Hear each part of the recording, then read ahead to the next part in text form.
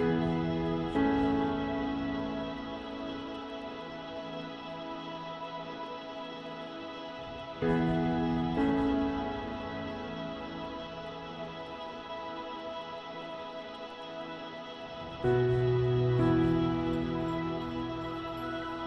February 29, 2016, a new and unusual phase of activity started in the Nyiragongo volcano next to its already active lava lake.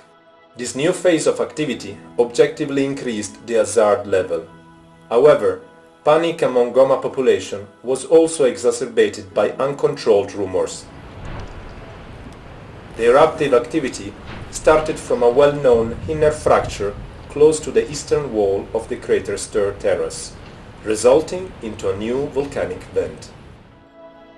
The recently observed activity is likely to be the same since the beginning of this new phase. It seems to be intermittent with specific cycles. It starts with a weak plume emission called onomatopoeically puff, with no ejection of new material. The increasing pressure brings the activity to a second level, showing low-energy explosive emission known as strombolian activity, producing fresh scoria remaining nearby the vent.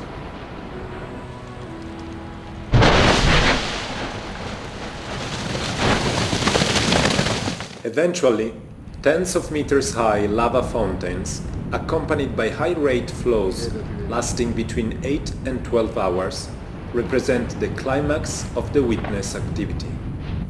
These cycles gave birth to a 30 meters high and 50 meters wide sputter cone.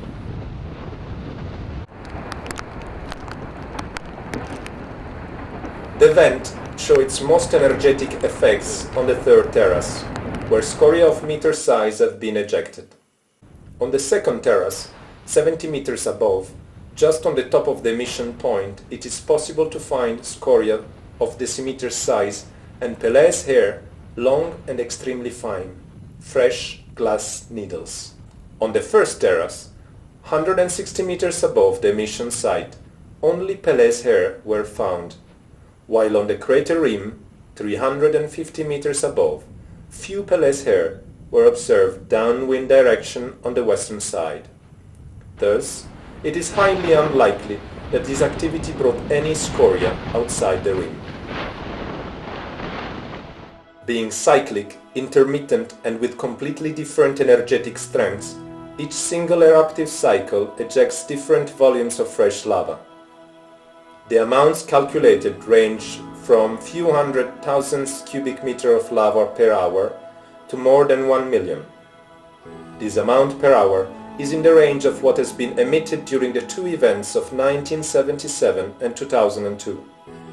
The difference is that the two eruptions lasted 32 minutes and 12 hours respectively, while this new event is on since almost 60 days. The lava lake does not show any particular activity and its size did not increase. In fact, it is probably at its lowest level since many years. This event's feeding source is huge. We estimate that in the last 2 months, 350,000 cubic meters of lava have been sprayed on the crater floor, while the majority of lava emission poured in the lava lake. This activity is still continuing.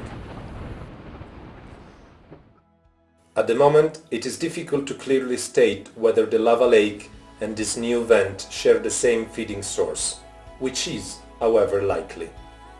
All measurements and samples collected during this fieldwork will provide in the next weeks further understanding of this activity.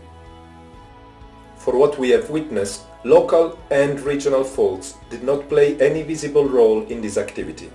Several fumaroles are active in areas next to the crater wall, showing a certain permeability and the possibility that in the future other areas within the crater may show a similar event.